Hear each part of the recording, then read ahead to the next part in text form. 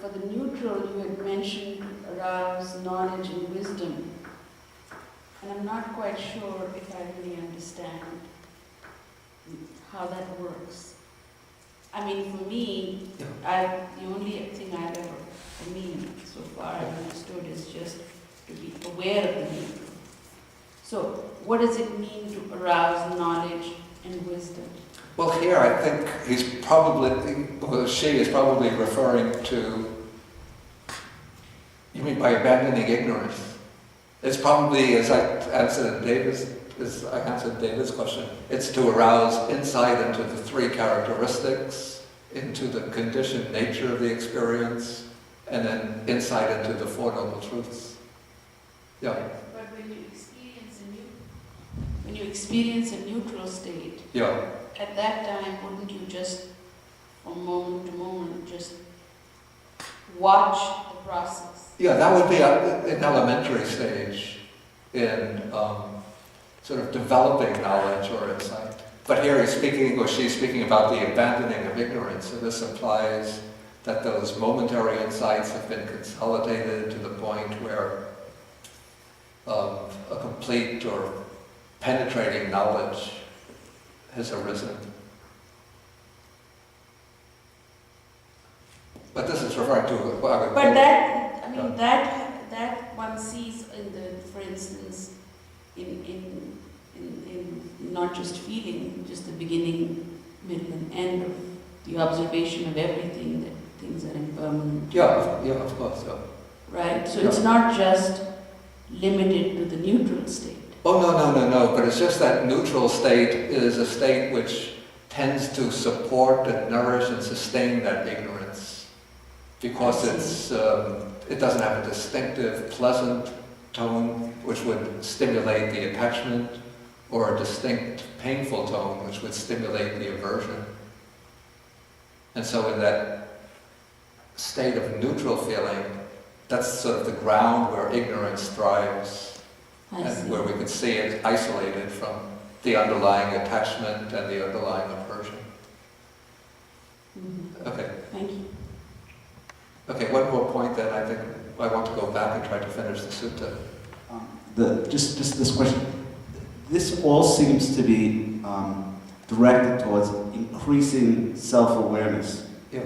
Is that correct? Yeah. And the purpose of increasing self-awareness is so that we can let go of it. Yeah. Right? So no more, so that you can let go of the whole thing. You can let go of the feeling and the experience. Yeah. Is that right? Well, I think the next section is going to deal with that kind of issue. Let me just see if there's any relevant questions from the internet. Because I want to finish the sutta, I have to finish it today. Would you say that a majority of, most of our experience is neither pleasant nor painful, but our nature is such that we don't tolerate this absence of feeling, and so we almost instantaneously look for pleasure or create pain in the mind, which is why we rarely recognize the neutral feeling.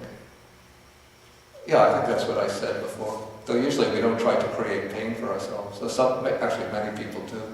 But usually we try to create pleasure, we look for pleasure, and in the process we create pain for ourselves. Please elaborate on the sentence about having knowledge or no knowledge of neither painful nor pleasant feeling. Does knowledge here mean awareness or insight? I think I covered this pretty much in response to other questions. Third paragraph of 28, perhaps here lust does not refer to craving for the joy of the jhana, but the lust for the 5 sensory pleasures, or reading otherwise would dissuade the yogi from developing jhana. Actually, that's a good point. Let me just take another look at that.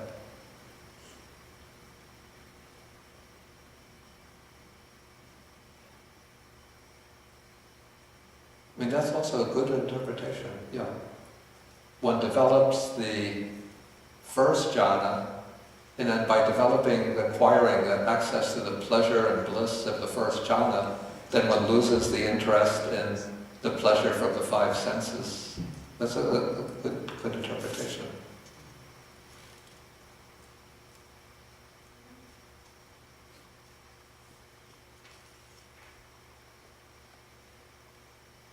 And then this is just a continuation of that question.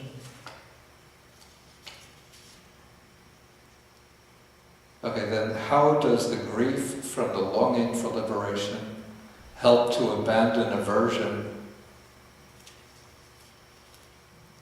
Well, what I would say is that it's the longing for liberation which is actually giving rise to grief, but it's through and then that grief naturally usually brings up aversion. But in this case, because of the longing for liberation, then one makes the patient, persistent effort to develop the factors of the path. Then when one does so, then one overcomes aversion, one attains one's goal. And so then one no longer experiences that grief from not attaining it. And then one abandons that aversion that comes along with the grief. Okay, I think we have to go on so that we can take the last part of the sutta. Okay, now here is going to take another shift in the style of presentation. And this is going to be a series of questions and answers on what are called counterparts. The Pali word that's rendered as counterpart is actually two nuances. The word is, in Pali it's patibhaga.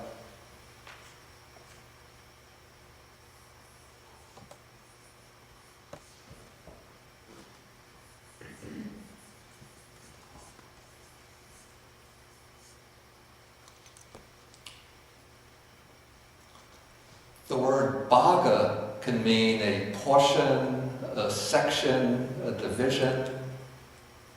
And the prefix pati has two senses. One is a sense of opposition. So two things that are opposites or opposed to one another. Well, opposites are opposed to one another. Two things that are opposites are called patibhaga, counterparts. But the prefix pati can also suggest going beyond in a kind of succession or sequence. Like we have patipada, the path or practice. It's taking steps that go one after another that bring one closer to the goal. And so here counterpart are not things that are opposed to each other, but things that bring one from a lower stage to a higher stage. Okay, so both meanings will enter into this discussion. Okay, so first, Visakha asks, what is the counterpart of pleasant feeling? And Dhammadinna says, painful feeling is the counterpart of pleasant feeling. What kind of counterpart is this of the two? Opposite. Yeah, the two things that are opposites. Then what is the counterpart of painful feeling? The counterpart of painful feeling is pleasant feeling. So again, opposition. Okay, what is the counterpart of neither painful nor pleasant feeling? Okay, here, ignorance is the counterpart of neither painful nor pleasant feeling.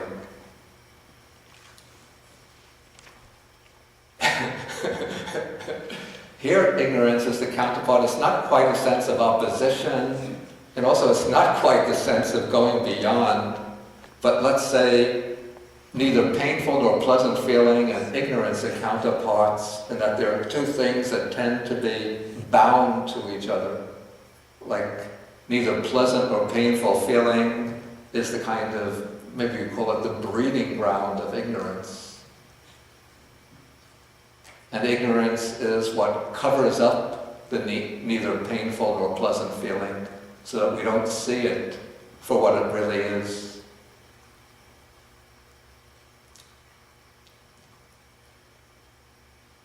Okay, so now ignorance is introduced into the discussion. And then the question comes, what is the counterpart of ignorance? And so the counterpart of ignorance is vijja, which means true knowledge. Not intellectual knowledge, but this is experiential knowledge or true realization. And so now we're back into the counterparts as opposites, ignorance and true knowledge, true realization.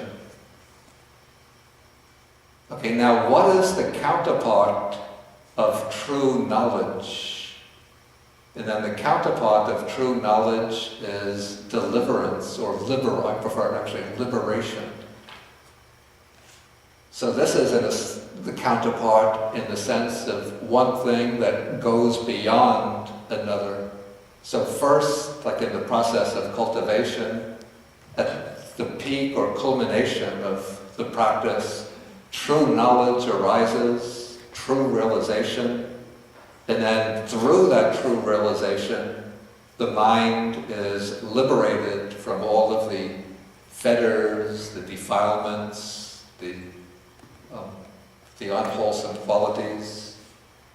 And so liberation is the counterpart of true knowledge. It's what lies on the other side of true knowledge. Okay, and then he asks, what is the counterpart of deliverance or liberation?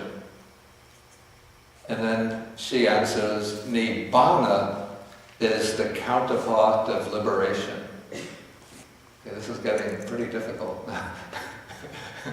The way I understand it, here liberation is referring not so much to the continued state of the liberated person, but rather to what I would call the event of liberation, to the experience of having the mind liberated from the defilements, released from the defilements, and that liberates one into the state of Nibbana, the experience of Nibbana.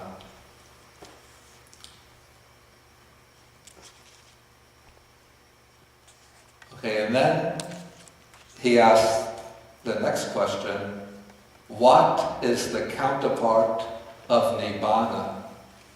So he's sort of expecting or pushing for something beyond Nibbana, higher than Nibbana. And now Dhammadinna stops him and says, friend Visakha, you have pushed this line of questioning too far. You weren't able to grasp the limit to questions. For this holy life, or this spiritual path, is grounded upon Nibbana. It culminates in Nibbana. It ends in Nibbana. Actually, that should be really the end of her answer. And so, Nibbana is the final goal of the whole spiritual path. And so, if he's asking, what is the counterpart of Nibbana, in the sense of what is there beyond Nibbana, there's really nothing beyond Nibbana. That is the final goal. Of course, she could have gotten out of this by using the counterpart as opposites and said samsara is the is the counterpart of Nibbana. But already he was going in the direction of what lies beyond. We go from true knowledge to liberation, then from liberation, what lies beyond liberation, Nibbana, then what lies beyond Nibbana, and then she says, there's nothing beyond Nibbana. You've missed the drift of your own questions. Okay, so she answers in this way, and then she says, if he's not satisfied with her answer, maybe he thinks that she has not realized something that should be realized, so she wants him to check out with the Buddha himself. So she says, if you want, friend Visakha, go to the Blessed One and ask him about this, and as he explains it to you, it's in that way that you should retain it in mind. Okay, so then the lay follower Visakha goes to the Buddha, and then he repeats his entire conversation with the Bhikkhuni Dhammadinna. So he didn't just ask this question, but he explained the whole discussion, the whole conversation. And then when he finished speaking, then the Buddha says, the Bhikkhuni Dhammadinna is wise, she has great wisdom. If you had asked me the meaning of this, I would have explained it to you in the same way that she explained it. That is the meaning, and so you should remember it. Okay, that is what the Blessed One said, and the lay follower of Visakha was satisfied and delighted in the Buddha's words. Okay, any questions? What's the real counterpart of Levi?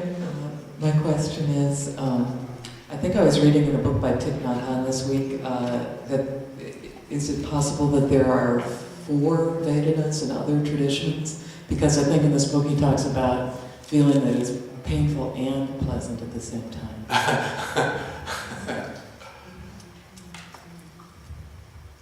I think strictly speaking, looking at it from what we might call a moment-to-moment perspective on feeling, I'd say that is not the case, probably. But sometimes there are feelings that, because the feelings are passing very, very quickly, so there are certain experiences where pleasant and painful feelings will succeed one another in rapid succession. And so when one looks at the experience from, I might call it a macroscopic perspective, one could say that it's a feeling in which there's both pleasant and pain at the same time. But probably speaking from, the microscopic perspective on feeling, it's not the case. Like sometimes, well, to give an example, one might see a very beautiful sunset, or even a striking piece of scenery, or one might have a memory of something that happened in the past, in which there was both a mixture of joy and sorrow. And so sometimes we call this bittersweet memories. There's sweetness and bitterness mixed together. And so the bittersweet experience, it's an experience that combines elements of pleasure and elements of pain in terms of feeling. But when we look at that in terms of actual mind moments, probably it's not the case that at the level of mind moments there's a pleasant feeling and a painful feeling exactly occurring at the same moment. Let's see.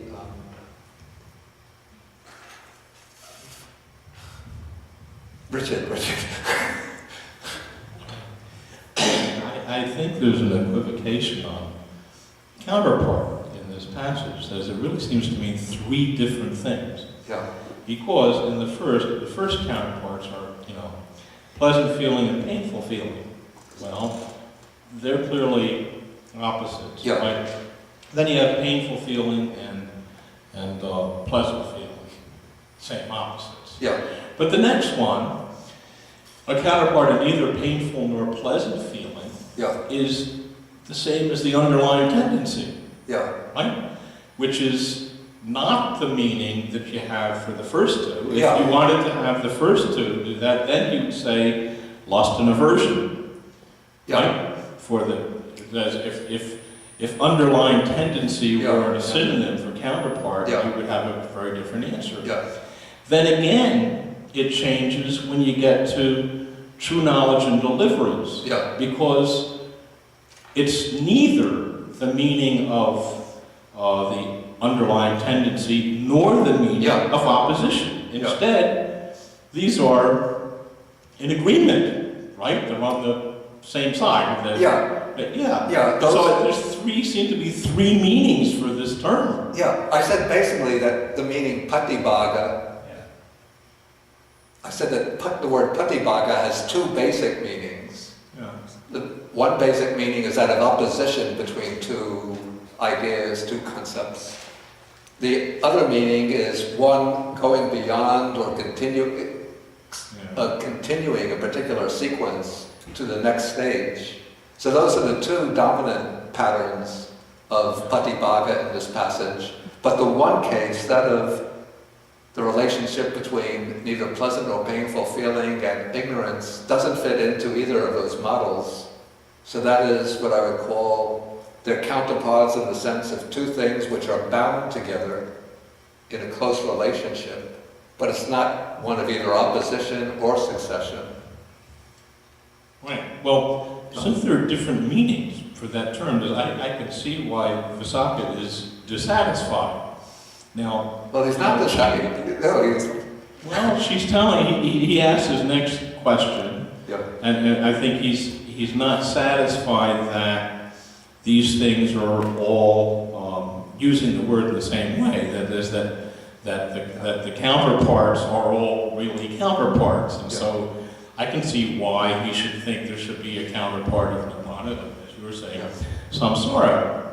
And so it strikes me that when he gets to that limit, Dhammadinna is, I think, fudging him. She's assuming that he's dissatisfied, or, that because he just doesn't understand what Nibbana is, right? But I think it's because she's not using the word in the same way through it.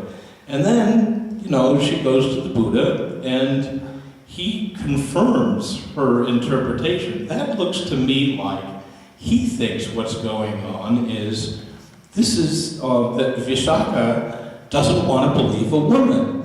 And so he's going to say, right, no, she's got it, she's enlightened and all that, and you're a real chauvinist.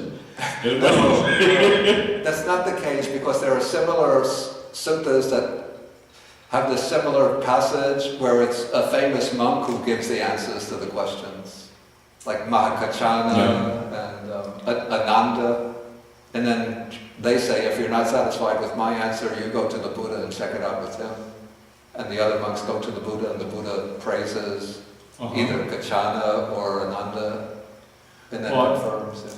In that case, then, okay, if it's not an issue of male chauvinism, No, it's not, then I think it's an issue of organizational structure. That is, he's saying, look, if you're not going to believe anybody but me, I'm not going to be able to handle this. There's too much for me to do to try to run a religion all by myself. You can't believe the people that I approve of. Forget it. Okay, maybe if there's just one more question, we could take that.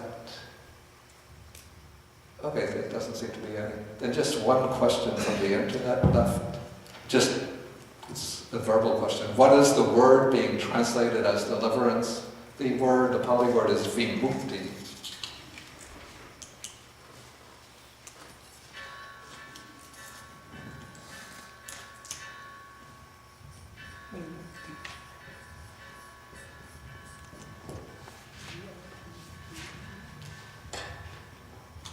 Yeah, I don't really like the word deliverance because, it has certain connotations, maybe about somebody, like a divine figure, lifting one up and saving one. So I like better liberation or release. Okay, we will have to end the class now, I think. Johnny, do we have to go to New York right away or after lunch? Or should we have after discussion? Okay, so we'll have a discussion after lunch. About a half an hour discussion. So any other points that want to be discussed, we'll discuss after lunch. And then we'll have another class next week. That's March 5th. And we'll be taking Sutta number 48. That is the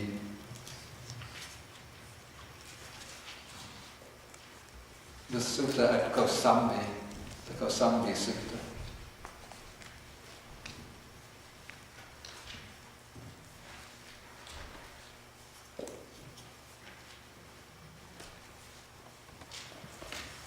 Okay, so let us do the sharing of the merits.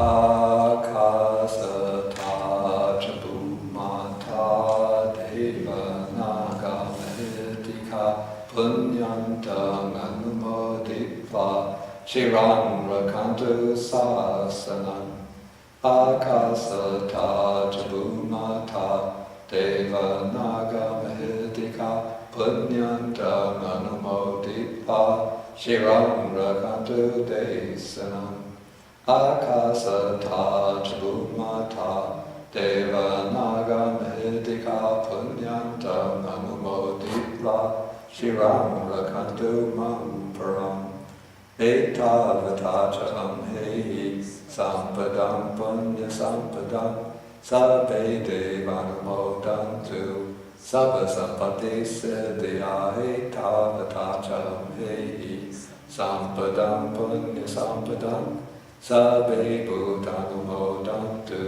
Sabba Sampati Siddhya Etavatajam Hei Sampadam Punya Sampadam Sabbe Sadanumodhantu Sabba Sampati Siddhya Bhavagupadaya Vichitato Ekantare Satakayupapanna Rupeya Rupecha Sanya Sanino Dukha Pamuchantu Pusantu Nibutim